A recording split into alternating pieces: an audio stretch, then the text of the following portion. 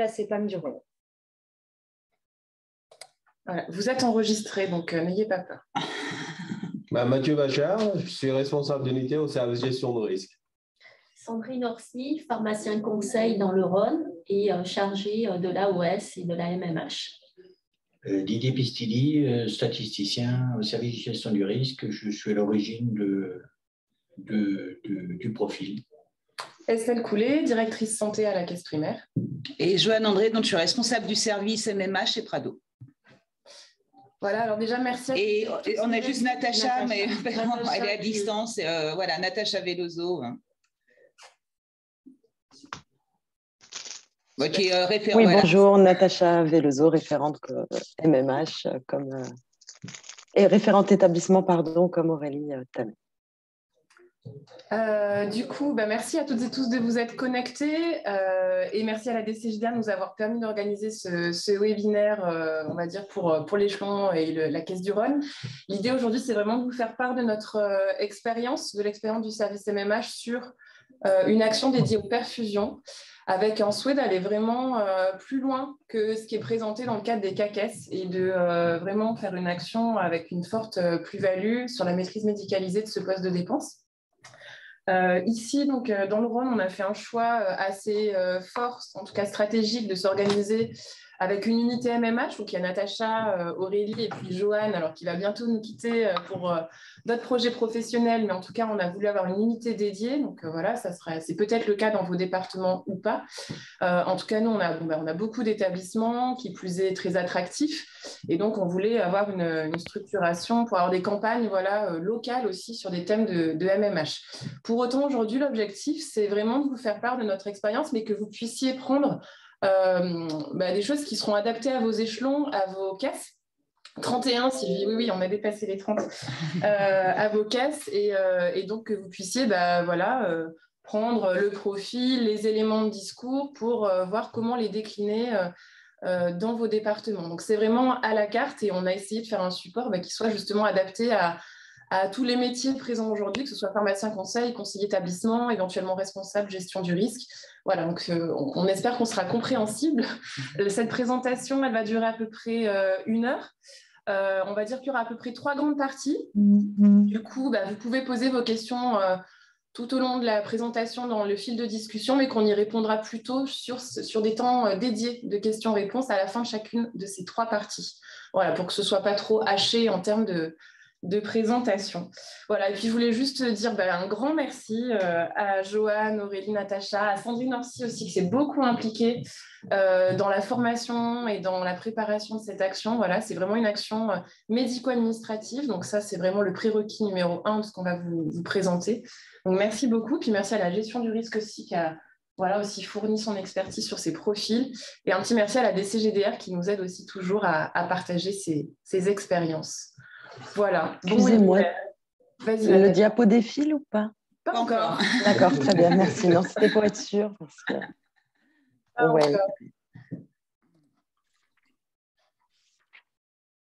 Ça ne va pas tarder. Alors, voilà. Il est en partage là. Est-ce que vous voyez l'écran? Natacha, peux-tu nous confirmer que tu vois bien le diapo? C'est bon. Je le lance en plein écran et on va juste vérifier les petites mesures habituelles que celui-ci défile. Est-ce que vous le voyez défiler? Oui. Ouais. Eh bien, parfait. Ouais.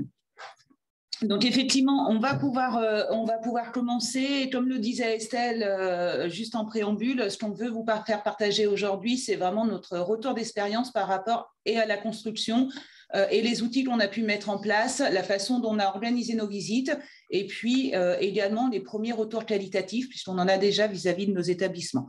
Ce n'est pas une campagne qui est nouvelle, donc on ne va rien vous apprendre entre guillemets sur le fond du message puisque tous ces documents existent déjà notamment au sein de l'action sur les CACES par rapport à la thématique de la perfusion à domicile, mais c'est plutôt la manière dont nous, on a pu l'apporter et ce qu'on a pu en retirer au fur et à mesure. Voilà, alors, quelques rappels sur les contextes et les objectifs de cette campagne Perfadom, qui sont d'une manière générale les mêmes que ceux qu'on peut retrouver dans les CACES. On rappelle juste, on a commencé par le début, c'est-à-dire analyser la dépense de ce poste de LPP. Ce qui nous intéresse, c'est qu'on part rarement sur des postes de LPP. On a plutôt l'habitude d'aller voir les établissements sur des thématiques transport, en tout cas au niveau service administratif, ou des thèmes médicaments. Donc là, c'est un nouveau champ qui s'ouvre à nous avec de la LPP. Et puis, parmi ces postes de dépenses, ça reste une dépense qui est à la fois importante, puisqu'en France, cela représente 460 millions effectivement de dépenses annuelles en 2021. Et surtout, c'est une dépense qui est évolutive, puisqu'elle progresse depuis 3-4 ans, on va dire, de 9 à 10% par an. Donc, on a vraiment un champ. Alors, ça s'explique assez simplement sur l'évolution à la fois de l'ambulatoire, de la sortie précoce, de plus en plus précoce des séjours hospitaliers, avec une prise en charge en ville qui devient de plus en plus technique et qui fait notamment appel à ces dispositifs de perfusion à domicile.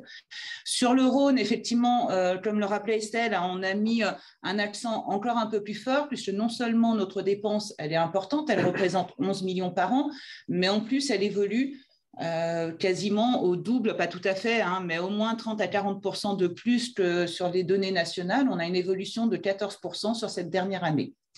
Voilà, et le choix de la portée, on va dire, auprès des établissements de santé, effectivement, elle se comprend très aisément, puisque 80% des dépenses proviennent d'une prescription hospitalière.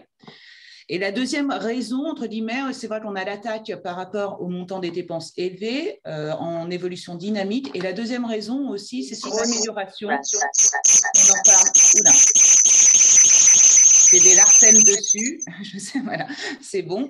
On a aussi la volonté d'avoir un meilleur parcours de sortie d'hospitalisation pour nos patients. C'est des enjeux qu'on retrouve aujourd'hui à peu près dans toutes les thématiques de santé publique. La particularité, en tout cas, de la perfusion à domicile, c'est qu'il y a un écosystème d'acteurs autour qui est important, que ce soit bien évidemment le patient, mais également les prescripteurs, tout ce qui est les prestataires, c'est des professions qu'on rencontre très rarement, qu'on connaît très peu, en tout cas de notre côté, et puis bien évidemment également la présence de l'infirmière à domicile. Donc c'est une prescription qui est déjà plus complexe, qui fait rentrer en jeu une masse d'acteurs importants et pour lesquels effectivement nous allons essayer d'améliorer la connaissance de tout le monde autour de cette prescription. On s'est rendu compte qu'il y a vraiment une méconnaissance autour de la prescription, de la facturation et de la délivrance de ces prescriptions. Alors, un petit focus sur les enjeux financiers. On les a rappelés, des montants de dépenses dans le Rhône pour l'année 2021 qui dépassaient 10 millions, autour de 11 millions, avec une évolution importante.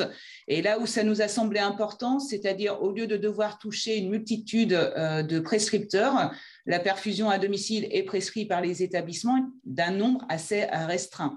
En fait, on s'est aperçu en étudiant nos dépenses que seulement 16 établissements engendrent à eux seuls plus de 90% de la dépense totale des prescriptions à domicile, des prescriptions de perfusion à domicile. Donc effectivement, ça nous a permis de nous dire on peut avoir une action qui est ciblée. Si on la porte d'une manière répétée auprès de ces 16 établissements, on pourra avoir en tout cas un retour sur investissement qui peut être important sans devoir en fait courir après une multitude de prescripteurs.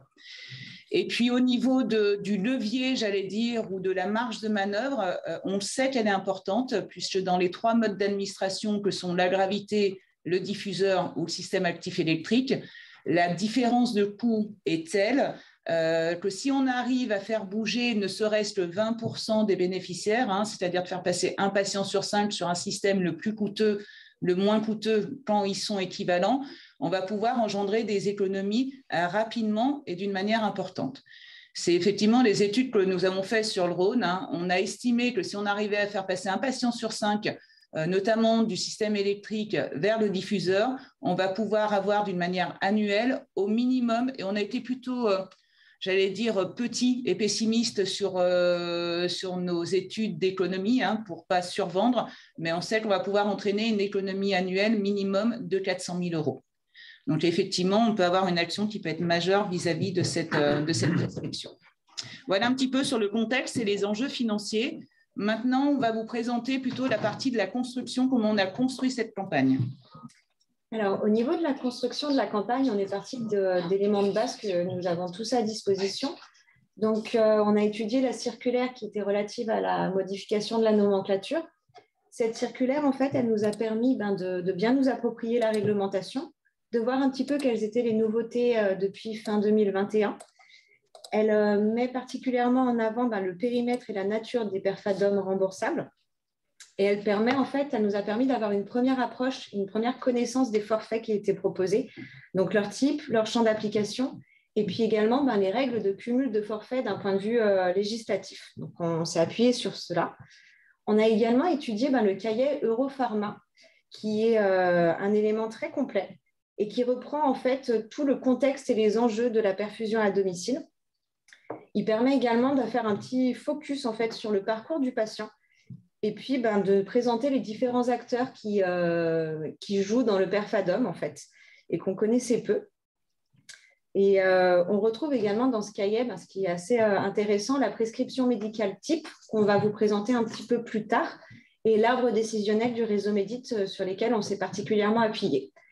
En dernier point, on a pris pour les établissements qui étaient ciblés dans le CAQES 2022 sur l'indicateur perfadom, la lettre réseau ainsi que l'annexe 6 du coup qui est dédié au perfadom qu'on retrouve dans le kit d'accompagnement qui est sur le SharePoint de la DCGDR. Et en fait, dans cette lettre réseau et particulièrement dans l'annexe, on va retrouver comment a été construit cet indicateur, comment a été fait le ciblage national et puis surtout ce qui nous a particulièrement intéressé, c'est comment a été calculé l'intéressement sur cet indicateur. Donc, ça équivaut à 20% des économies qui seront réalisées sur les perfusions à domicile. Fort de ces éléments, en fait, on s'est bien approprié tout ça et puis on a eu besoin, en fait, d'améliorer notre connaissance au niveau des types de perfusion, des différents modes. Et du coup, on a fait appel à Sandrine du service médical pour pouvoir nous former un petit peu plus sur les perfusions à domicile. Alors, la formation, pour faire cette formation, je me suis appuyée sur le diaporama qui est dans le kit perfusion de la DCGDR. Cette formation a duré une demi-journée. Donc, ce diaporama comprend 46 diapositives. Alors, attends, je te l'ai ouvert à côté, Sandrine. Je te le mets juste, tu puisses cliquer dessus. La formation. Voilà. Donc, c'est un diaporama. Vous allez voir, j'ai quasiment rien changé dessus. Et dans ce diaporama, il y a différents chapitres sur lesquels j'ai appuyé. Bien sûr, on ne va pas voir aujourd'hui les 46 diapos, c'est vraiment pas le sujet. Mais c'était juste pour vous montrer comment j'avais procédé. Alors, au départ, c'était juste définir ce qu'était une perfusion avec la durée et les différentes voies d'abord. Que les indications de prise en charge étaient les indications de l'AMM du médicament. Et où j'ai plus insisté, c'est à ce niveau, c'est les modes d'administration, puisque c'est assez théorique par rapport à la formation. Et donc, j'ai agrémenté également de vidéos pour montrer exactement ce que c'était. Alors, la gravité, tout le monde connaît. Donc, c'est un pied à perfusion, c'est ce qu'il y a de plus ancien. Donc, j'ai juste rajouté l'image que vous voyez par rapport aux 46 diapos. Et au niveau c'est à partir du diffuseur où ça devient où j'ai plus illustré en mettant donc des photos de diffuseur et où il y a un lien vidéo qu'on va soit vous montrer, en tout cas vous l'aurez dans le kit complet. Donc déjà là, pour montrer les différents diffuseurs et aussi pour montrer les différents systèmes actifs, la pompe et les pousse-seringues. Après, il a été également montré, Aurélie vous en a parlé, et où on s'appuie dessus, c'est le référentiel qui a été fait par le réseau des eaux Médit. Alors, ce référentiel, on s'appuie dessus parce que ça comprend également la définition de la perfusion en fonction de la durée, où le médecin va devoir choisir en fonction de la durée, de la précision du débit, et également en fonction de la mobilité du patient. Et après, je vais arrêter avec le diaporama. J'ai insisté aussi sur la nomenclature perfadom, donc par rapport à l'arrêté 2016 et les nouveaux arrêtés qu'il y a eu. Donc, pour montrer que pour une facturation, le fournisseur ou le pharmacien va facturer un forfait de suivi, un forfait d'installation et un forfait de consommable, mis à part la gravité où le forfait de suivi et le forfait d'installation est commun. Mais voilà, à chaque fois, il y aura ces 3 forfaits et d'où l'importance de la précision de la prescription où certes, les médecins hospitaliers ne sont pas obligés de se servir du formulaire, mais en sortant des ordonnances, on a vu qu'ils se servent quand même du formulaire, mais en tout cas que tous les éléments du formulaire doivent être sur l'ordonnance.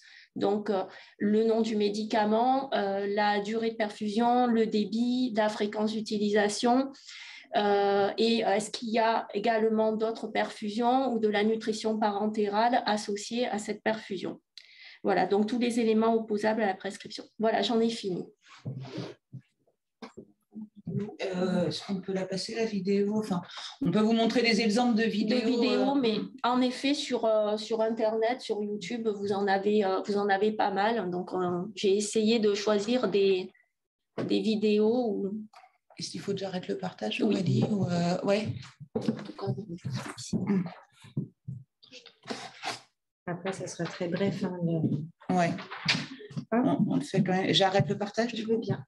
C'était pour illustrer parce que la formation est quand même très théorique et pas pratique. Donc, pour vraiment montrer ce qu'est une pompe, ce qu'est un pouce-seringue et ce qu'est un diffuseur. Et les différents types de diffuseurs. Là, c'est petite vidéo sur les diffuseurs que Sandrine a mis à disposition. Hop, si je mets le son, ça sera mieux. Alors, non, c'est peut-être pas la peine de mettre. Oui. Ouais. Vous verrez, donc c'est le remplissage d'un diffuseur, donc pour montrer ce que c'est un diffuseur, et après elle vous montre également qu'il peut être transportable. Donc d'où la mobilité du patient. Et souvent les hospitaliers, c'est ce qu'ils disent, ils préfèrent le diffuseur à la gravité parce que le patient peut bouger, et même après une chirurgie, on l'a vu pour l'accupant. Mais voilà, après on verra par rapport au prix des différents modes d'administration. En tout cas, ce qu'on tenait à dire, nous, côté administratif, par rapport à l'apport de cette formation, on avait tous les éléments de base qu'on retrouve dans les kits, dans la réglementation, etc. Pour autant, quand on va rencontrer nos prescripteurs, nos établissements de santé, on n'avait pas cette connaissance un peu plus fine de l'utilisation et l'apport du service médical, pour nous, en tout cas à ce niveau-là, était essentiel pour mieux appréhender, pour mieux comprendre et finalement pour être simplement plus à l'aise vis-à-vis de nos prescripteurs. Ça a été, voilà, ça nous a mis en image, on a pu vraiment comprendre la façon dont ils l'utilisaient. Pourquoi effectivement il était plus coûteux d'utiliser un diffuseur parce que le patient pouvait garder sa mobilité et ça nous donnait en tout cas des arguments pour traiter les objections lorsqu'on en avait avec nos échanges avec les prescripteurs.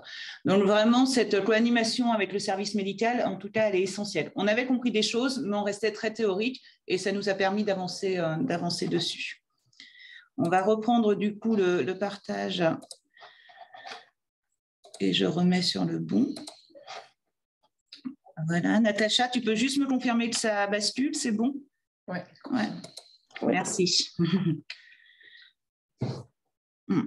Donc ensuite, on va passer un petit peu, j'allais dire, au regard de tous ces éléments. La formation a été dispensée, on a mieux compris comment était construite toute la réglementation, la facturation, etc.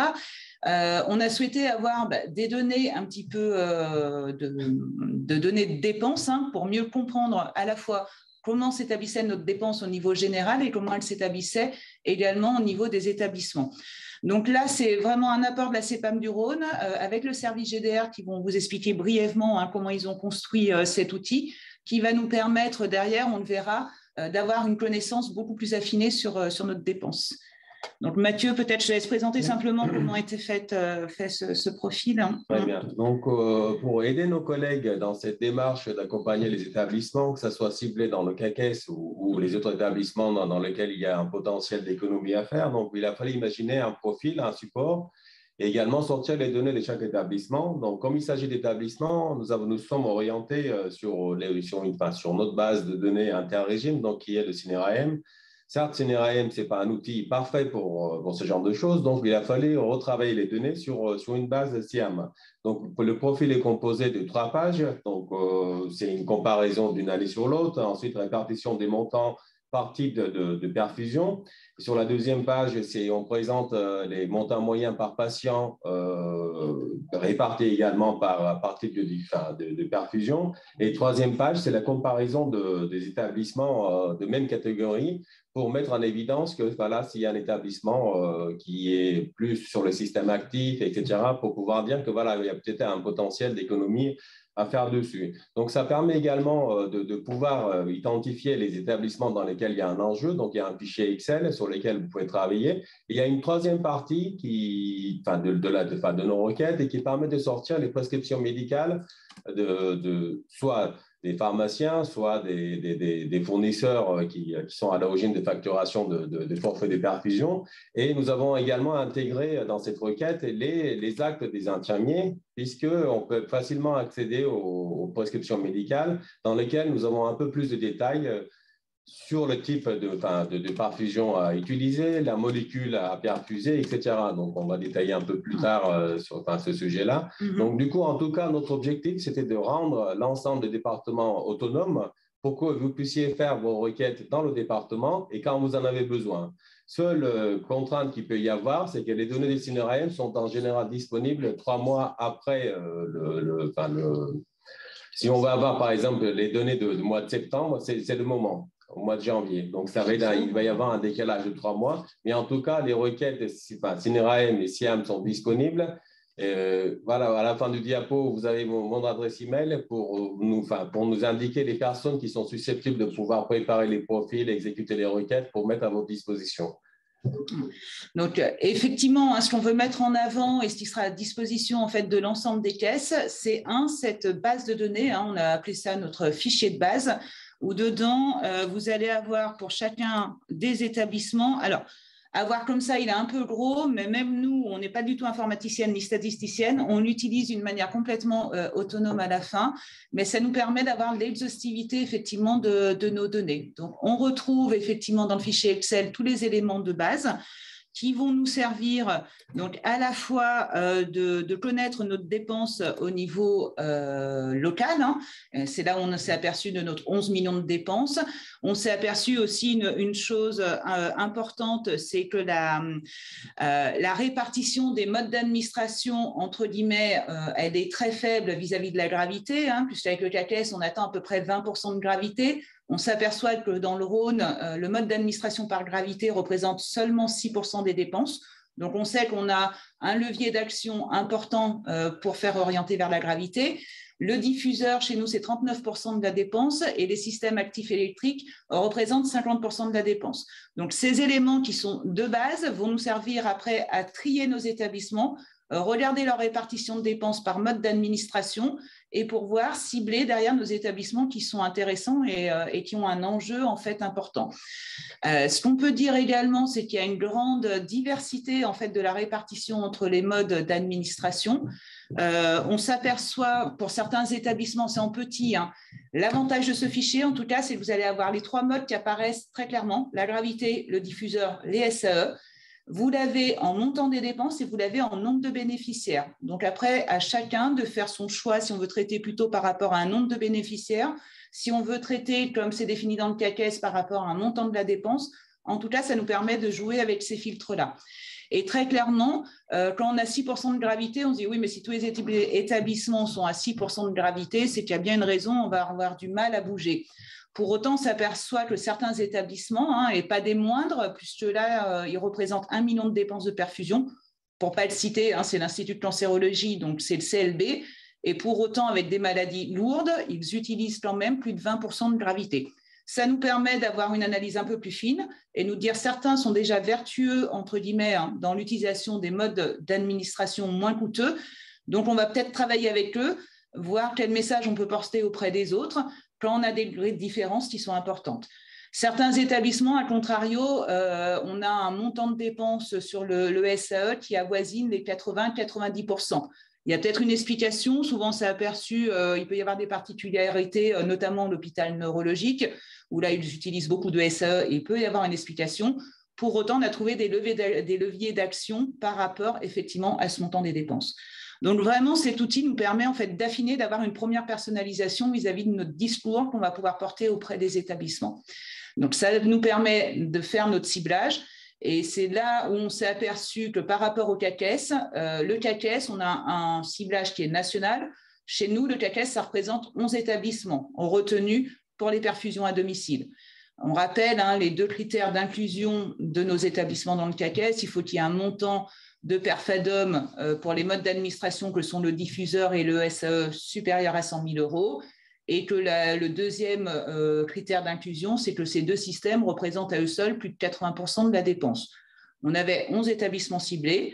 Et comme on le rappelait tout à l'heure, on a voulu mettre un enjeu encore un peu plus fort sur ces perfusions, puisqu'on pense qu'il y a vraiment des économies à faire au-delà du seul CAQES, et on a les moyens de le faire. Donc, on a élargi à d'autres établissements qu'on a pu identifier avec ce fichier.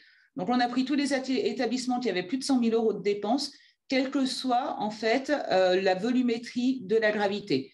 Ça nous a permis de réinclure effectivement des établissements comme le Centre Léon Bérard. Et surtout, on a une action particulière auprès de toutes nos cliniques chirurgicales qui, certes, ont des montants autour de parfois 300 000, 400 000, 200 000 € de dépenses, mais qui ne pensaient pas du tout en fait avoir de la prescription de perfusion à domicile. Et c'est là où on s'est aperçu qu'elles étaient fortes pourvoyeuses de perfadom par rapport aux diffuseurs. Et on le verra par rapport en fait à la chirurto et l'utilisation de l'acupant en traitement de la douleur en post-opératoire.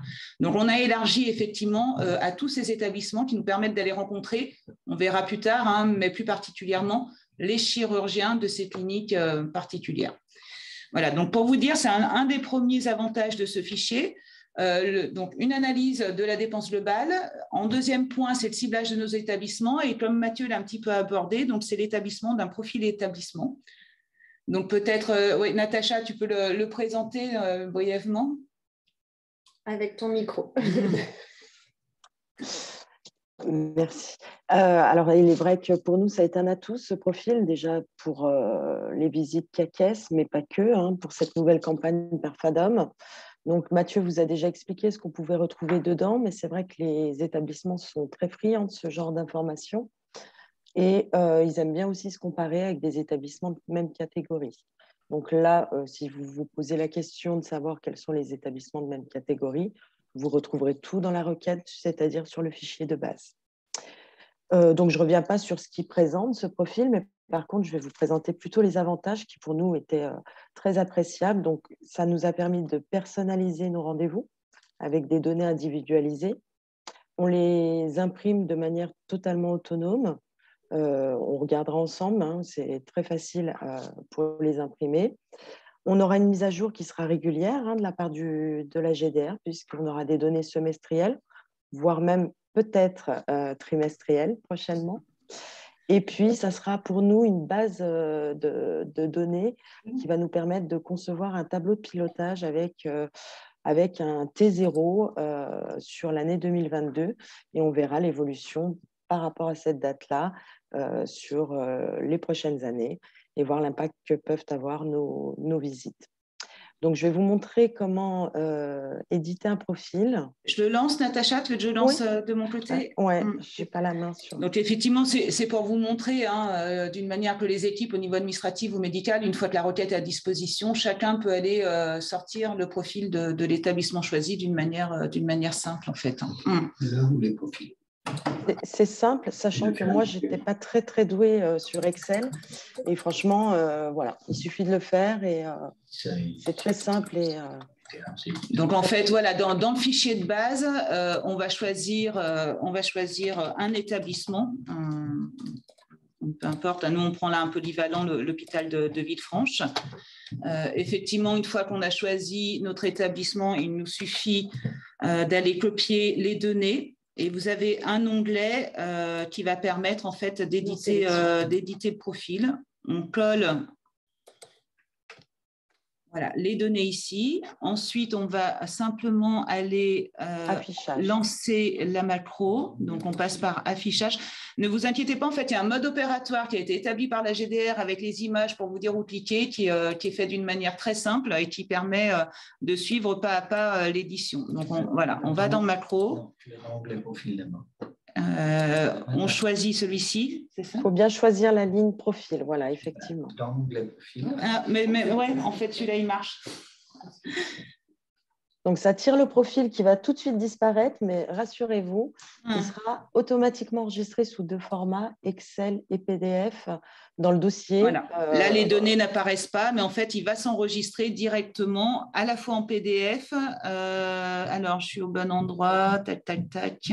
Données GDR. J'ai plusieurs choses ouvertes en même temps. On revient en arrière parce qu'on va ouvrir on va faire comme s'il était ouvert dans Webinaire Régional Perfadom. Tout en haut. Le dossier juste avant. Ici? Non, quand tu remontes sur la barre. Voilà, merci. Et là, du coup, tu as établissement Nord-Ouest. Il est venu s'enregistrer. En fait, vous choisissez derrière où vous voulez aller l'enregistrer.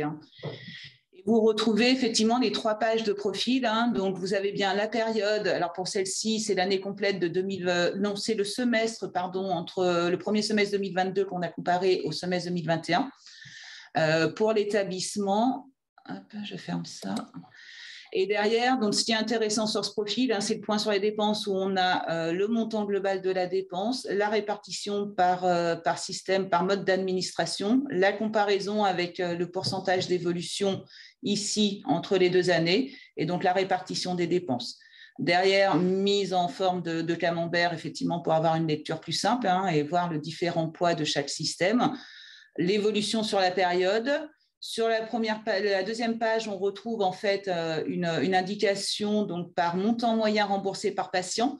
C'est là où ça nous permet de mettre en avant donc, les différences de coûts d'un système à l'autre. Et on voit bien d'un système de gravité, alors qui en général dure moins longtemps, donc le coût est à mettre en rapport avec la durée de traitement. Et un système actif, les différences de coûts donc, qui sont très importantes. Et on doit dire que ces éléments, en fait, elles sont très parlants vis-à-vis des échanges qu'on peut avoir en fait, avec nos établissements. C'est un des points où on se dit qu'il y a quelque chose à faire, les coûts sont tellement importants, les différences de coûts sont tellement importantes qu'on va pouvoir agir. Donc, cette page-là est très intéressante en ce sens. Des graphes d'évolution. Et en dernière page, en fait, on retrouve la comparaison des établissements de même catégorie. Alors, on a toujours cette difficulté, nous, on a essayé d'aller pousser un petit peu plus loin pour comparer les HCL, donc les Hospices Civils de Lyon étant tellement importants, que de les comparer à un CH classique sur le même département, ce n'est pas toujours très satisfaisant. Donc, on a récupéré également des données de Marseille et de Paris pour pouvoir les comparer entre eux. Et en fait, on a mis en avant en fait, des éléments importants, tels qu'on avait 10 points de différence par exemple sur les systèmes actifs électriques, pour des établissements de même catégorie. Donc, on se dit qu'il y a vraiment quelque chose à faire avec cet élément-là. Voilà, donc en tout cas, un grand merci à la GDR, parce que ça nous a permis d'avoir une première approche avec nos établissements de santé avec des données personnalisées. Et le discours est toujours plus parlant quand on a leurs propres données que de donner un discours un peu généraliste. Donc là, les données des profils ont été livrées, Mathieu? Vous les avez adressées Non, chez nous, oui. Et par contre, pour les autres départements, j'attends des noms des personnes qui ont un accès CNRAM et un accès SIAM pour qu'on puisse les communiquer. Sachant que les requêtes CNRAM, on ne peut pas les envoyer directement. S'il y a une messagerie interne à CNRAM, on peut transférer que de cette manière-là, par cette voie-là. OK. Voilà. Donc, vous retrouverez à la fin du diaporama de toute façon les contacts de la GDR et du coup, pour accéder à cet outil, si vous souhaitez l'avoir à disposition, en fait, il vous suffira d'envoyer vos coordonnées à Mathieu et son équipe. Donc, de préférence, des gens qui ont des habilitations sur les 2 systèmes, SIAM et SNIRAM, pour pouvoir lancer en fait cette requête qui est déjà toute prête et qui a été testée, qui marche pour d'autres départements. C'est dans Clermont-Ferrand et puis dans la Drôme, les requêtes ont été testées. Normalement, tout va bien. Mais en tout cas, nous serons là en cas de besoin, etc., pour accompagner les équipes qui vont s'occuper des requêtes. Ouais. J'ai un petit complément d'information, c'est-à-dire que vous pouvez éditer un profil au besoin ou plusieurs. Il suffit de sélectionner plusieurs établissements, de les mettre dans l'onglet sélection et quand vous lancerez la macro, s'il y a 4 établissements, ça vous sortira les 4 fiches, les 4 profils. Et par ailleurs, pour leur permettre de faire une étude plus affinée, a été élaborée une requête complémentaire qui permettra de sortir pour une liste définie d'établissements le détail des archives avec un lien cliquable pour accéder aux prescriptions médicales si vous voulez, avant de procéder à une rencontre avec un établissement, échantillonner le type de prescription que cet établissement établit. Et ça, on va le venir juste après, mais effectivement, ça, comme ça ne nous suffisait pas un seul boulot de la GDR, on leur en a demandé un deuxième, effectivement, pour aller un petit peu plus loin. On va le présenter du coup juste après. Qui sera intégré au kit. Et ça sera intégré avec. Voilà. Si je peux me permettre, c'était aussi suite à nos visites et aux demandes des établissements qui trouvaient le profil bien, mais ils voulaient aller un peu plus loin sur les molécules. Donc, suite à ces demandes, on a fait, la GDR nous a élaboré ce nouveau fichier, mais on va en discuter plus tard. Du coup, ces profils, on les a utilisés à la base pour construire un petit peu notre campagne et mieux se l'approprier. Et puis, dans un second temps, on l'a utilisé pour savoir un petit peu élaborer notre présentation auprès des établissements. Donc, ça a été notre premier outil en fait d'analyse et nos premières données chiffrées qu'on a pu remettre lors des rendez-vous qu'on a effectués dans le premier semestre 2022 pour présenter les nouveautés du CAQES et puis du coup présenter l'indicateur PerFadom. Et comme le disait Natacha, en fait, lors de ces rencontres, on s'est rendu compte que ça donnait des grandes tendances avec ce profil. Donc, c'était ultra intéressant. Néanmoins, la première question qu'on a eue des établissements et qu'on s'est posée également, c'est qu'est-ce qu'il y a en dessous de chaque mode d'administration? Dans quel service c'est utilisé? Comment c'est utilisé chez nous pour qu'on puisse agir vraiment sur le terrain? Et du coup, suite à ça, c'est là où on a fait appel à nouveau à notre service GDR pour pouvoir descendre jusqu'aux ordonnances que Natacha, du coup, va vous présenter. Donc, un nouveau fichier, un fichier archive. Au début, on tâtonnait un peu, mais ça nous a permis énormément de choses, ce fichier. En filtrant, alors déjà, c'est un gros travail d'analyse, néanmoins qui apporte énormément d'informations. On a demandé à la GDR de rapatrier en fait les actes infirmiers ainsi que les actes des prestataires. Dans ce fichier, comme vous pouvez le voir en bout de ligne, vous avez tous les liens WebScore, c'est-à-dire qu'en cliquant sur la ligne, ça vous permet d'accéder directement à la prescription. Donc, on vous a mis quelques exemples en dessous, mais on se rend compte par le biais de ce fichier que pour un même patient, en fait, le professionnel de santé utilise plusieurs prescriptions médicales. Une première pour le prestataire, une seconde pour l'infirmière, et j'imagine, on n'a pas les actes pharmaciens, mais j'imagine une autre peut-être pour les pharmaciens également. Alors, ça nous a permis d'identifier, de détecter beaucoup de choses. D'une part, le médecin prescripteur. Donc, ça nous a permis, sur Medialogue, de retrouver sa spécialité. Donc, on a identifié par le biais d'un tableau, en fait, on a classé ces ordonnances dans un tableau qui nous ont permis d'identifier à la fois le médecin, sa spécialité, la molécule qui est perfusée, le mode d'administration, les durées, si toutes les informations nécessaires à une bonne prescription sont inscrites dessus. Ça nous a permis également de personnaliser, bien évidemment, nos visites, de comprendre mieux les systèmes et les modes de diffusion et de se rendre compte que les professionnels dans un même établissement, on retrouve souvent les mêmes médecins, les mêmes spécialités. Donc, ça nous a permis vraiment de faire une analyse plutôt fine sur comment sont prescrites ces perfusions à domicile dans chacun des établissements. Alors, on ne l'a pas fait pour tous les établissements, mais on a ciblé pour ceux qui nous paraissaient les plus opportuns. Et voilà, et je te disais, Natacha, en fait, ce fichier, c'est vrai qu'il est un peu massif, donc on ne l'a pas demandé pour l'ensemble des établissements. On a demandé sur les 8 établissements avec lesquels il y avait un enjeu important et qui nous ont demandé des données un petit peu affinées. Au début, on pensait mettre uniquement les liens d'archives et les ordonnances des pharmaciens et des prestataires pour retrouver si le formulaire était bien là. Et puis, on s'est aperçu qu'effectivement, les prestataires sont à peu près la seule profession qui ne numérise pas en fait leur PJ. Donc, dans Store, on retrouvait 1 ou 2 prestataires, mais pas d'exhaustivité. On n'avait pas assez de données détaillées pour avoir une analyse plus fine. D'où l'idée, effectivement, de rapatrier les actes infirmiers, puisque là, on retrouve systématiquement la prescription, alors qui est des fois pas la même. Elle n'est pas utilisée sur le formulaire prescription, mais sur une autre ordonnance à côté. Mais ça nous a permis, effectivement, de mieux comprendre la prescription telle qu'elle était faite. Voilà. En effet, le médecin est obligé, en tout cas, c'est réglementaire, de faire 4 ordonnances pour le fournisseur, pour le pharmacien, pour l'infirmier, pour le patient, comme vous savez. Donc, c'est normal d'avoir les 4 ordonnances et qui sont différentes. Donc, pour que chacun sache quel est le médicament perfusé. Donc, c'est vrai de faire tout ça, on avait en fait un maximum d'informations. En récupérant l'ordonnance qu'on avait, la prescription en tout cas du formulaire du prestataire, plus celle de l'infirmière, ça nous permettait d'avoir un maximum d'informations pour mieux comprendre effectivement de laquelle manière étaient prescrites dans chaque établissement les perfusions à domicile. Bon, derrière, le travail, il a été un petit peu long. Au début, on tâtonnait, on ne savait pas trop dans quel sens se prendre, par patient, pas par patient, sortir nos ordonnances, ça a pris du temps. On s'est rapproché systématiquement de la base de données publique des médicaments pour mieux comprendre le RCP, les recommandations, savoir si on était bien en cohérence entre la prescription et le mode d'administration choisi. Ce travail, on l'a complété, on s'est beaucoup appuyé effectivement sur le tableau Excel du référentiel Réseau Médite, qui avait déjà fait cette classification du mode d'administration à privilégier en fonction de la molécule.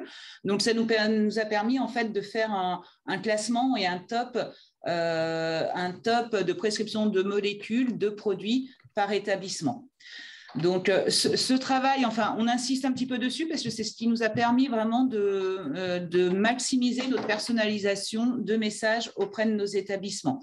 C'est-à-dire que ça nous a permis de comprendre pour chaque établissement qui prescrivait, et puis qui prescrivait, pardon. Donc là, on a identifié à la fois le nom des PS, mais aussi leur grande spécialité. Ce qui revient habituellement, même si on peut s'en douter, mais je veux dire, pour nous, c'était important d'aller voir les bons services. On a tous les services d'onco, de chirurgie, ceux-là, on les connaissait très peu, en fait, par rapport à la prescription, la perfusion à domicile. Donc, tous les services de chir, les services d'infectio quand il y en a, et puis d'une manière générale, la médecine interne, les urgences, la pneumologie et la neurologie aussi, qui revenaient très régulièrement, mais qu'on a exclu volontairement, en fait, de notre champ d'action, puisqu'en général, on a les traitements de Parkinson, etc., qui sont faits en SAE et qui respectent, en tout cas, le mode d'administration dédié. Donc ça, on les a exclus, effectivement, de nos rencontres. À côté d'outils, on a permis de voir comment, c'est-à-dire est-ce que ce formulaire de prescription a été utilisé. Très sincèrement, il est à la fois peu utilisé ou quand il l'est, il est souvent mal utilisé. C'est-à-dire qu'on a 1 ou 2 indications, mais on n'a pas l'exhaustivité des renseignements dans ce formulaire de prescription, ce qui laisse place, en fait, soit une interprétation du prestataire pour facturer un système plus coûteux plutôt qu'un autre, puisqu'on a retrouvé beaucoup d'ordonnances avec marqué dessus perfusion. Enfin, voilà, ni le produit, ni les modalités, et ça existe assez régulièrement. On a été assez surpris. Donc, on a eu ce travail-là, et puis de noter le service en disant tel service utilise peu le formulaire de prescription ou l'utilise d'une manière partielle. Et puis, le 3e constat par rapport à ce comment, on s'est aperçu de la présence effectivement importante des prestataires au sein des établissements, qui est facilitatrice pour eux.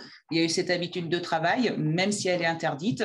Et pour autant, on retrouve beaucoup de formulaires qui sont pré-remplis par le prestataire ou le prescripteur n'a plus qu'à signer quand il signe réellement effectivement ce formulaire. Donc, ça nous a donné en tout cas des éléments de langage, des éléments de partage avec nos établissements, sachant réellement qu'on allait leur parler d'un message, on parlait d'eux et pas d'un message généraliste, et ça a fait la grande différence derrière.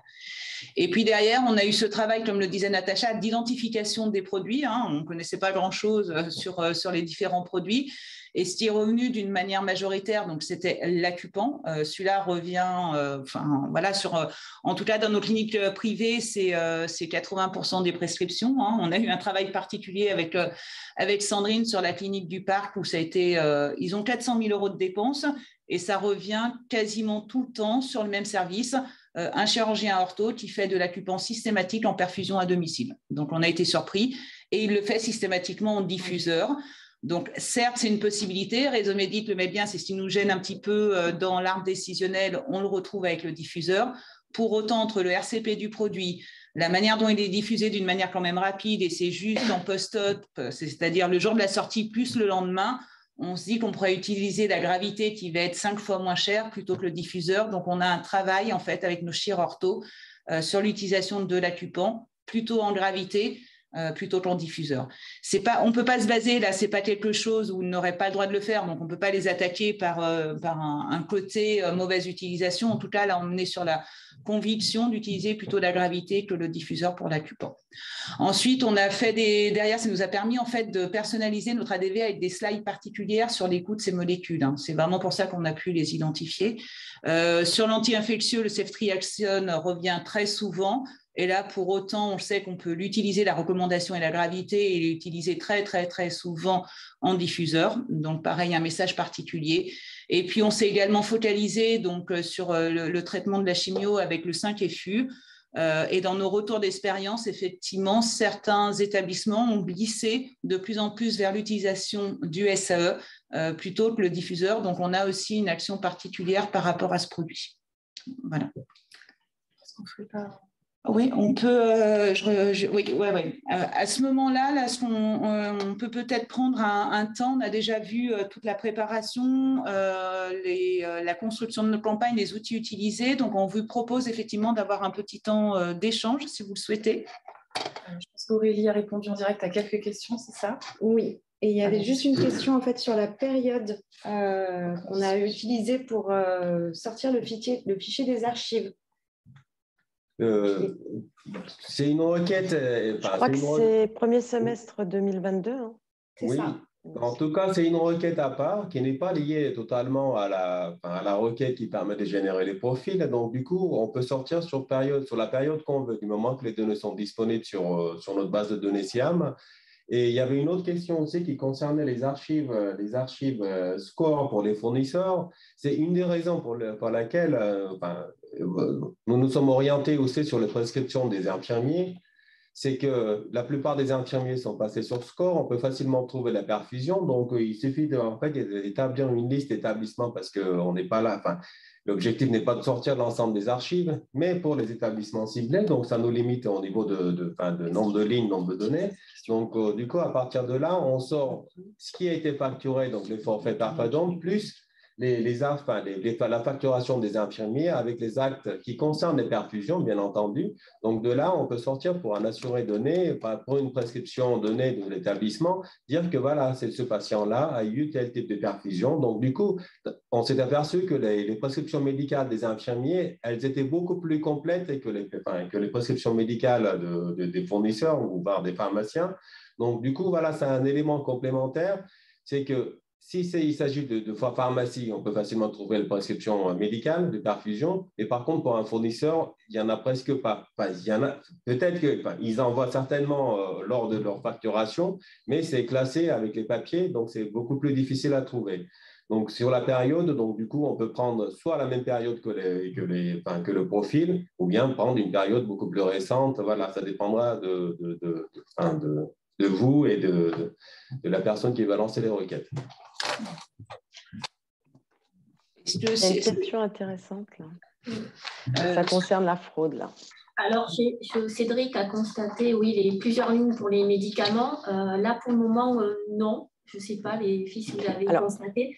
Mais nous, on a constaté que même si le médecin met bien la gravité, voire perfusion, parce que quand ils mettent perfusion, pour eux, dans leur tête, c'est gravité, le fournisseur va rajouter au stylo à côté, au diffuseur, ou pompe. Donc, on a vu du NaCl passer avec de la pompe pour un fournisseur en particulier. Et là, en effet, on est dans la fraude, Cédric. Donc là, malheureusement, avec les établissements, on pourra faire ce qu'on veut et ils seront le plus précis possible. Il y aura toujours quand même de la fraude. Mais là, au moins, ça sera clair. Parce que comme ils rajoutent, parce que justement, quand les médecins sont très précis dans leur prescription, ça permet justement de voir bien la fraude. Et c'est le cas du CLB, du Centre Léon Bérard, où ils mettent bien par gravité le NaCl, le chlorure de sodium, et à côté, le fournisseur ajoute ou diffuseur ou pompe. Si je peux me permettre, on l'avait vu. Pardon. Non, allez-y. Pardon. Nous, à notre niveau, alors c'est vrai que j'ai vu des choses un peu étranges, mais le but de ce fichier, Moi, je ne suis pas du tout fraude, donc je laisse passer, quoi. Ça, il y a des personnes. Non, nous, ce qu'on a vu, la dernière chose qu'on a testé assez récemment, c'est que on voit par exemple, on le voit très bien sur ce formulaire d'ailleurs, il peut y avoir plusieurs produits perfusés, Oui. et notamment cet Acupan qu'on voit assez régulièrement en effet. Et des fois en deuxième ligne, on voit justement les antiémétiques, les antispasmodiques, tels que le Spasfon, qui pour moi a même pas lieu d'être par gravité. Enfin, c'est de l'ivélante ou c'est de la, voilà, le ceftriaxone, c'est de l'IM, même. Oui. C'est dans les fesses ou dans le bras ou autre. On le voit en effet que le prestataire en fait facture un diffuseur ou 2 ou 3 diffuseurs pour 3 produits, alors que moi je pense qu'en fait il mélange et d'ailleurs, dans la réglementation, c'est bien spécifié qu'une seule, en fait, effectivement, on peut avoir la facturation qu'un seul forfait, même si on a plusieurs produits perfusés de la même manière. Donc là, ce sera le deuxième temps du travail, soit s'il y a vraiment une fraude, et là, ça passe sur les services fraude, soit peut-être un accompagnement aussi sur leur meilleure facturation, enfin la meilleure. En général, ils la connaissent, hein, mais en tout cas, leur montrer qu'on est présent, qu'on est là, qu'on travaille avec les établissements pour éviter effectivement ces dérives. Et par contre, ce qu'on constate, c'est plus si la prescription on arrive à la rendre vraiment précise et complète, ces dérives-là vont être beaucoup moins fréquentes. Voilà. Parce que, Cédric, tu disais, ceftriaxone, ça peut être une intramusculaire directe et pas une perf. Ah, voilà, qu'est-ce qu'a marqué le médecin? S'il a juste marqué ceftriaxone sans vraiment préciser le mode d'administration, c'est la voie ouverte à du n'importe quoi. Et en tout cas, c'est intéressant, ça veut dire au-delà du bon choix du mode d'administration, il y a aussi parfois le non-choix d'une perfusion à domicile, et c'est une autre partie du discours qu'on partage aussi avec les établissements. Et là, avec l'appui c'est bien d'avoir un médecin conseil ou un pharmacien conseil, parce que là, on devient un petit peu plus limité pour notre part quand on va au-delà de cette réglementation. Mais pour autant, des fois, faire le non-choix effectivement d'une prescription de perfusion à domicile, mais uniquement après en intraveineuse, en intramusculaire, enfin comme elle devrait être faite. Voilà. Oui. L'Acupan, à chaque fois, on est surpris, et les directeurs d'établissement aussi, où on a rencontré pas mal de chiens, même au niveau des urgences, en disant mais c'est pas possible qu'on ait de la prescription de perfusion pour de l'Acupan. Et pour autant, elle est quand même massive au regard de la prescription normalement sur de l'ampoule. On verra par rapport aux publications. Là, en ce moment, je fais un travail, je sors les publications pour voir leur protocole d'analgésie post-op. Alors bon, on est plus dans la fraude, peut-être, c'est peut-être mon côté pharmacien sur ça. Moi, je trouverais intéressant, par contre, c'est de comparer, mais ça c'est hors profil, c'est une idée pour Didier et Mathieu. Moi, je trouverais intéressant de comparer les AMI facturés avec en fait la facturation en fait du prestataire ou du pharmacien. Si un prestataire, par exemple, fournit un appareil électrique ou un diffuseur, alors qu'en fait on facture plutôt un AMI 1 qui est moins technique, et que en fait on suppose que le ceftriaxone, par exemple, elle a été fait en IM direct ou en nivellante, etc. Il y a un vrai décroché entre ce que fait l'infirmière et ce que fait le prestataire d'un côté. Parce que, en effet, moins la prescription est précise, plus le prestataire fait ce qu'il veut, et on n'exclut pas qu'un prestataire fournisse du matériel et que l'infirmière arrivant libérale ne l'utilise pas et en fait dise avec une ceftriaxone, je n'ai pas besoin de tous ces diffuseurs, et qu'elle le fasse directement. Tout à fait. Oui, ça serait intéressant effectivement de mettre en lien les deux facturations, en tout cas s'il y a des écarts importants entre un acte technique entre guillemets plus léger et un forfait de perfusion sur du diffuseur du SE. Est-ce que vous avez d'autres remarques, échanges, ou est-ce qu'on continue sur… C'est bon. Allez.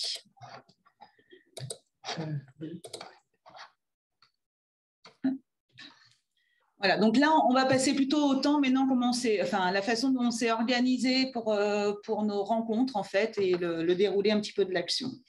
Oui, alors en effet, les rencontres, on les a faites en 3 grands temps. Le premier temps, on vous en a déjà brièvement parlé, c'est les rencontres pour présenter le CAQES et donc l'indicateur Perfadom.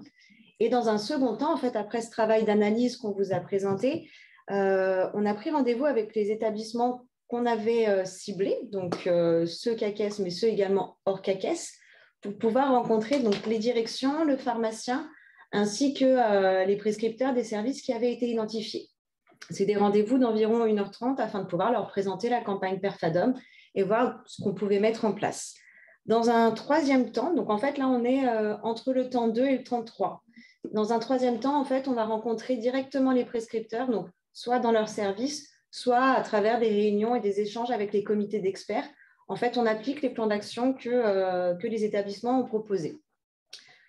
Au niveau de notre prise de rendez-vous, on a été en capacité, du coup, et c'était important de les différencier. Donc, en fonction, l'approche était différente en fonction du ciblage, donc s'ils étaient ciblés dans le CAQES ou non, puisqu'on n'arrivait pas avec les mêmes arguments.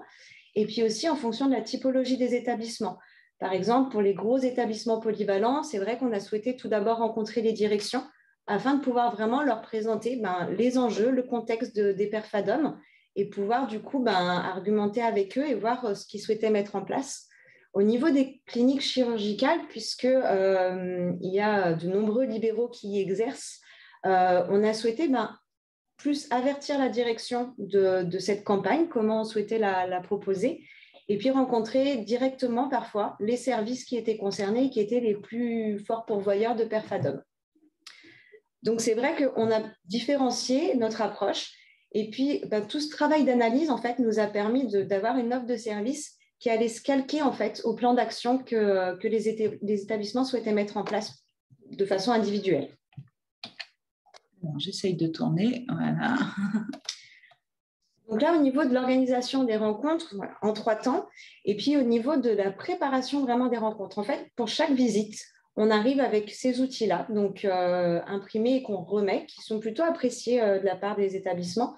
Donc, le formulaire de prescription, qui certes n'est pas opposable, néanmoins, tous les éléments qui le constituent le sont. Donc, ça permet d'échanger autour de l'utilisation ou non de ce formulaire et de voir ce qui peut être mis en place dans les établissements. On a également recréé en fait un mémo qui reprend tous les tarifs des forfaits PERFADOM avec un code couleur, ce qui permet en fait facilement de pouvoir faire des simulations. On parlait de l'ACUPAN, mais donc quand on utilise l'ACUPAN sur tant de jours, du coup, ça nous permet de voir avec les forfaits le montant global et de pouvoir comparer un système d'administration à un autre. Et puis, on leur remet également le guide décisionnel réseau Médit, sur lequel on insiste un petit peu et on met bien en avant les différents points. On s'est rendu compte, en fait, quand on préparait nos visites, qu'au plus la préparation était personnalisée, au plus on avait d'adhésion et le message était vraiment mieux perçu. Dans la personnalisation, du coup, quand on arrive en rendez-vous, que ce soit aussi bien auprès de la direction qu'auprès des services, l'idée, c'est vraiment d'avoir le ciblage, en fait, des molécules les plus utilisées par ces services, d'avoir également toutes les ordonnances anonymisées qu'on a pu tirer de notre fichier archive pour être au plus près du terrain. Et c'est vrai que ça permet de lever toutes les objections, un maximum d'objections possibles, puisqu'on arrive avec leurs ordonnances. Et puis également, du coup, l'aide visuelle qu'on a personnalisée avec les données d'établissement et puis qu'on a personnalisée grâce à nos fichiers, à nos profils. Et puis, je vais laisser Natacha, du coup, vous présenter plus en détail cette aide visuelle personnalisée. J'essaye de l'ouvrir, mais je pense que vous... Ouais, merci Aurélie. Alors, on ne va pas le détailler, on va vous montrer surtout là où on a voulu apporter notre petite touche personnelle pour personnaliser et puis surtout appuyer notre discours auprès des professionnels de santé. Donc, dans un premier temps, on a ajouté un tableau qui redonne donc ces données France, mais également les données Rhône. Donc, on a fait un ADV en auto-noir, tout simplement. On commence par la France, le Rhône, et ensuite, donc, avec les objectifs qu'on a personnalisés, ça c'est important aussi. C'était pour nous 2 objectifs principaux sur lesquels on devait appuyer notre discours. Donc là, les données personnalisées, cette fois-ci, de l'établissement, avec la période de toute l'année 2021 et donc nos profils S1-21 et S1-22. C'est vrai que pour eux, c'est assez parlant et ça leur permet de voir s'il y a une variabilité entre les périodes, s'il y a une variabilité entre les modes d'administration qui sont choisis. Donc, on ne reprend pas le reste. Pour les HCL, les Hospices Civils de Lyon, un gros groupement donc, qui intègre plusieurs établissements. Donc là, on s'est permis également de faire un tableau spécifique avec tous ces établissements, alors uniquement ceux qui sont ciblés dans le cadre du CAQES PERFADOM. Donc, ça permet d'avoir des totaux en fonction des modes de diffuseurs. C'est assez visible et en plus, on a l'évolution en fonction de chaque système. Là, après, il y a toute la partie qui est le diaporama, en fait, mis à disposition dans le kit des CGDR sur les indications, les modes d'administration, tout ça, on l'a très peu touché. Mais bon, voilà, Natacha et Aurélie vont le confirmer, mais pendant les visites, en tout cas, nous, on pensait aller assez vite dessus en disant ils connaissent tous les modes de perfusion, la durée, en fonction de l'état physiologique du patient, etc. Et on a été assez surpris d'une connaissance qui reste très généraliste par rapport à la prescription à domicile. Donc, on le déroule systématiquement et on a pas mal d'échanges autour également de ces documents. Oui. En tout cas, ils sont très appréciés et quand on arrive plutôt sur les vues où il y a des prix, là, on remarque tout de suite leur réaction, en fait. Alors, nous, on l'a personnalisé, on a rajouté les fois 4,7 et fois 1,9. C'était suite à une visite dans un établissement. Ils nous disaient moi, j'aimerais bien savoir, ça serait plus parlant si vous indiquiez ça. Donc, on l'a personnalisé en ce sens.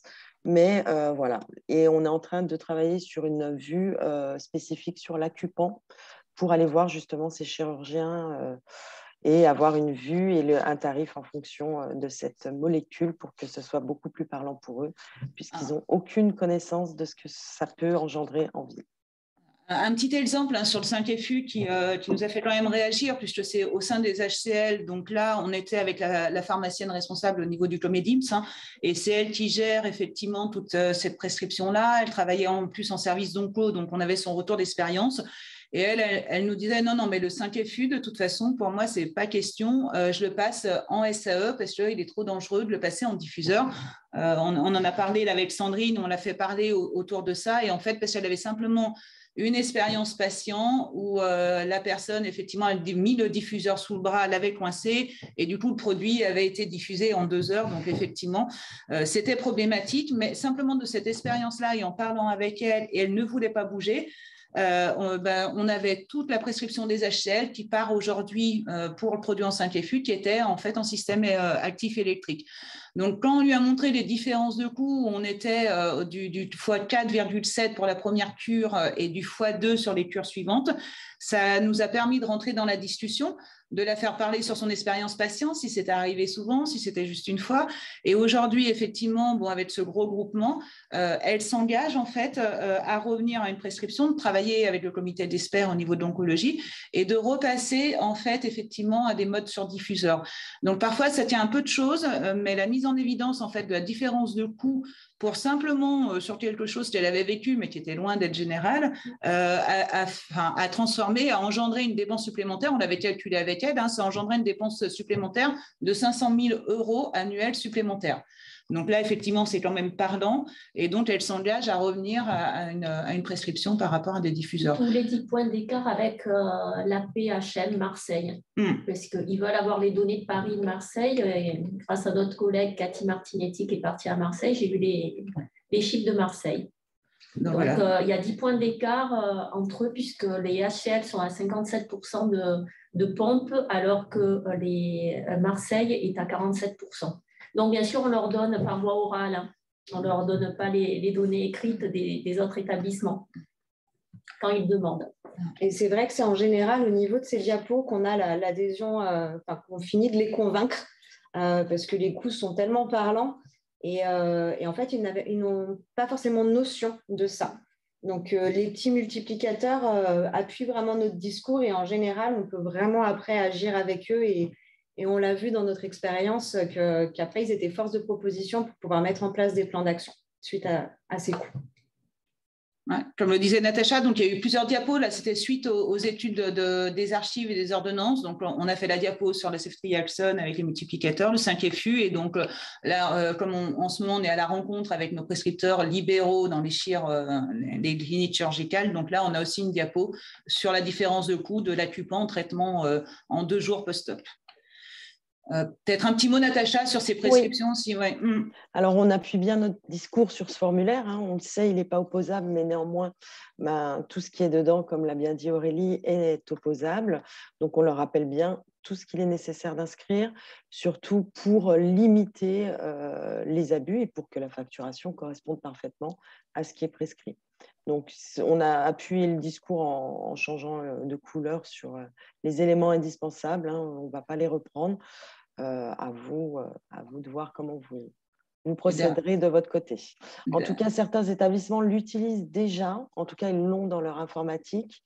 D'autres ne peuvent pas puisque ce n'est pas un CERFA. Enfin, il y a différents cas de figure. Néanmoins, on leur explique qu'aujourd'hui, il faut qu'ils mettent en place, en tout cas, un système d'ordonnance spécifique pour cela et que ces indications soient bien précisées sur la prescription. Ça fait partie de certains plans d'action. Hein. Certains établissements, informatisent ce formulaire pour pouvoir faciliter la prescription ou alors, dans leurs ordonnances protocolisées, vont appuyer davantage sur la prescription vers la gravité pour certaines molécules. On a réussi à les identifier en faisant le top molécule et après, ils vont protocoliser pour avoir un choix de mode d'administration moins coûteux.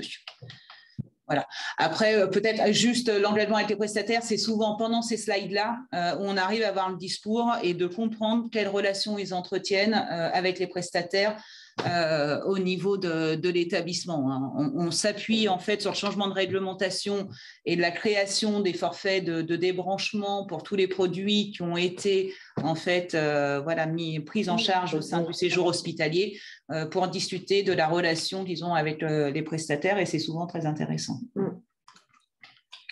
Voilà pour le diaporama. En tout cas, c'était vous faire partager la façon dont nous, on l'a personnalisé. On le mettra également à disposition si vous voulez le réutiliser ou utiliser certaines slides qu'on a pu mettre, qu'on a pu prendre en charge à notre niveau. Voilà. Et j'essaye de repasser. Il me fait des misères. Je vais être obligée d'arrêter le partage et de le relancer.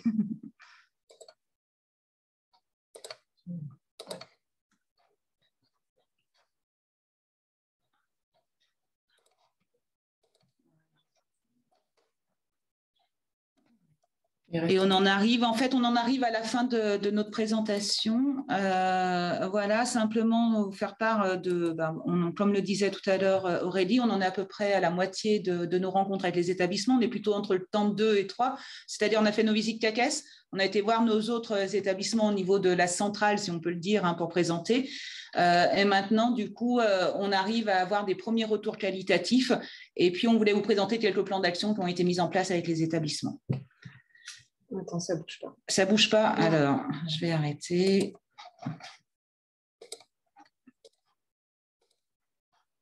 Ça bouge? Ça bouge.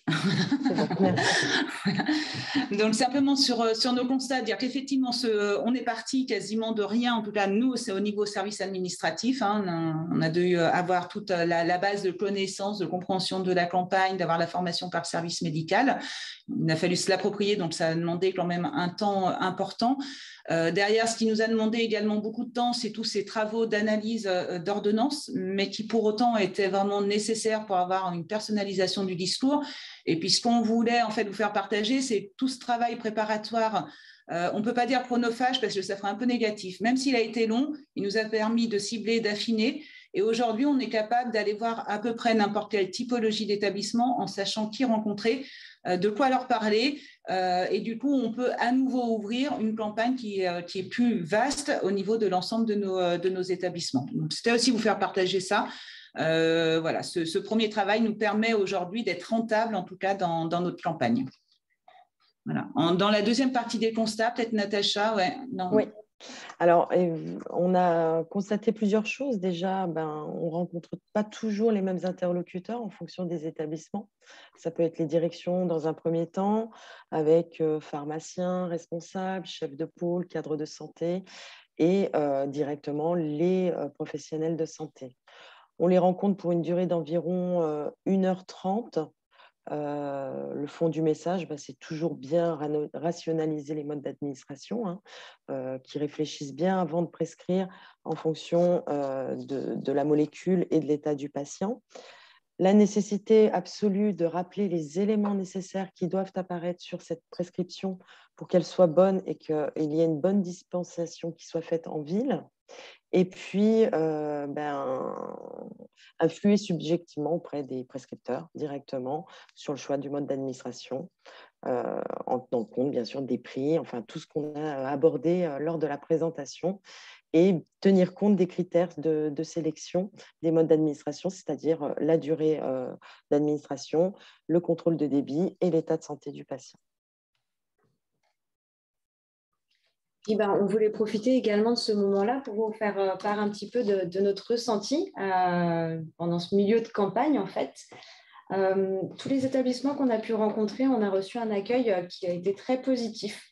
On a été pas surprise parce qu'on l'avait préparé, mais voilà, c'était des bons moments. On s'est rendu compte que on avait une adhésion forte des établissements de par la personnalisation du discours qu'on a effectué, de par la personnalisation du support, et puis aussi avec tout ce travail en fait d'identification des prescripteurs et des services. On leur apportait en fait un message qui leur parlait directement parce qu'ils ont pu tout de suite en fait se projeter sur les plans d'action qu'ils pouvaient mettre en place et où ils pouvaient les mettre en place. Donc c'est vrai que rapidement, on a eu un engagement de leur part à pouvoir déployer, à construire et à déployer des plans d'action pour agir sur les PHEV, mais aussi pour agir sur les bonnes pratiques au sein de leur établissement. Ils ont été vraiment force de proposition et c'est eux-mêmes qui ont souhaité en fait qu'on puisse les suivre de façon régulière, donc leur apporter les chiffres, les données que la GDR nous met à disposition pour pouvoir voir si justement ces plans d'action sont efficaces et le cas échéant, voir où est-ce qu'on pourrait jouer pour pouvoir faire infléchir du coup la courbe des dépenses. Si on vous fait un petit point de situation aujourd'hui, on a rencontré un peu plus de la moitié de nos établissements qui étaient ciblés. Et puis c'est ce qu'on vous disait au tout début, en fait on est entre le point 2 et le point 3, c'est-à-dire qu'on est en train de continuer à rencontrer certaines directions pour pouvoir établir les plans d'action. Et puis, on est également en train d'appliquer ces plans d'action sur certains autres établissements et donc de rencontrer les services prescripteurs. Voilà, donc du coup, un retour plutôt positif de la part de l'équipe. Pour vous donner quelques petits exemples de plans d'action que les établissements souhaitent mettre en place, on a rencontré un établissement polyvalent à taille moyenne et ce sont eux, on était d'ailleurs agréablement surprises, qui sont proposés de nous organiser des réunions avec les services prescripteurs de Perfadom. Donc, pour ne pas les citer, les HCL, Hospice Civil de Lyon, le CHU. Donc là, c'est plutôt la pharmacie, le responsable pharmacie qui va organiser des groupes de travail avec les comités d'experts pour élaborer des fiches de bonnes pratiques avec eux directement sur les molécules qu'ils auront identifiées. Voilà, d'autres plans d'action pour vous dire, on les a un peu mis par typologie, on ne les met pas tous, mais en tout cas, ils nous les ont proposés directement avec le centre Léon Bérard. Alors, le pharmacien donc responsable s'est engagé, lui, il les a programmés là, sur le mois de janvier, donc des réunions de co-animation entre eux et nous, notamment au niveau de ces 3 départements de cancéro, de chirurgie et puis d'HAD et d'urgence. Donc, il a vraiment un impact fort. On a déjà des premiers retours vis-à-vis du CLB. Pour rappel, ils étaient quand même déjà à plus de 20% de gravité et pour autant lui-même nous a dit mais je ne comprends pas, on devrait être au moins à 40%, ça me semble légitime d'arriver à 40% de gravité. Donc il continue de faire cette promotion-là. Il nous a identifié aussi avec le service informatique son top molécules les plus prescrites par perfusion à domicile, puisqu'eux ont plus de facilité à le faire. Et donc, ce qu'on disait tout à l'heure, il va mettre tout en place des ordonnances protocolisées en favorisant la gravité pour ces molécules. Comme on vous l'a dit aussi, on a organisé des rencontres individuelles par service avec les prescripteurs directement. Alors ça, c'est plutôt dans les cliniques chirurgicales, les chirurgiens, sur le thème surtout de l'acupan, je pense. On n'a pas encore commencé ces visites, mais c'est en cours. Donc, on propose des visites de 20 à 30 minutes. Et puis, l'avantage de tout ça, c'est qu'au final, on pourrait rencontrer même tous les établissements avec les outils que l'on a et le discours qu'on a porté jusqu'à présent qui est très impactant et qui, je l'espère, portera ses fruits dans les prochaines années. Voilà, tout à fait. Et donc, on s'engage, ils nous le demandent, ils sont demandeurs et nous, on s'engage aussi puisque ça nous intéresse et pour faire nos premières mesures d'impact, puisqu'on ne les a pas encore quantitativement, on les attend, il faudra attendre au moins fin décembre pour avoir les toutes premières. Et en tout cas, on s'est engagé avec eux à leur fournir des données semestrielles sûres, mais voire trimestrielles pour qu'on puisse vérifier que les plans d'action, en fait, fonctionnent. Voilà, on en arrive en fait au bout de notre présentation. J'espère en tout cas que ça vous a intéressé, même si la plupart des choses sont déjà connues. C'est des campagnes qui sont portées, mais c'était plutôt la manière dont nous, on l'avait envisagé, dont on l'avait mise en place, et puis vous donner aussi ces premiers retours. On vous a inscrit tous les contacts utiles au sein de la CEPAM du Rhône, que ce soit au niveau du service MMH. Si vous avez des questions plutôt sur le déroulé de la campagne, l'organisation, bien évidemment, le service GDR, vous pouvez solliciter pour la mise à disposition des kits de profil et puis d'archives. Et puis également le contact donc, de Sandrine Orsi, notre pharmacienne conseil, qui a travaillé avec nous sur cette campagne. Voilà, s'il y a des questions plus médicales ou sur la formation, la manière dont ça a déroulé, vous avez toutes les informations ici. Je vous remercie. Puis on reste bien évidemment, là on a un petit temps si jamais vous souhaitez nous faire part de vos remarques ou de vos questions. On a un moment pour pouvoir échanger. Sachant que du coup, tous les outils qu'on vous a présentés seront mis à votre disposition. Le mode opératoire pour pouvoir tirer les profils également utilisés, l'ADV qu'on a personnalisé. Voilà. Puis plus, n'hésitez pas à demander si vous avez besoin de plus d'éléments et auxquels on n'aurait pas pensé.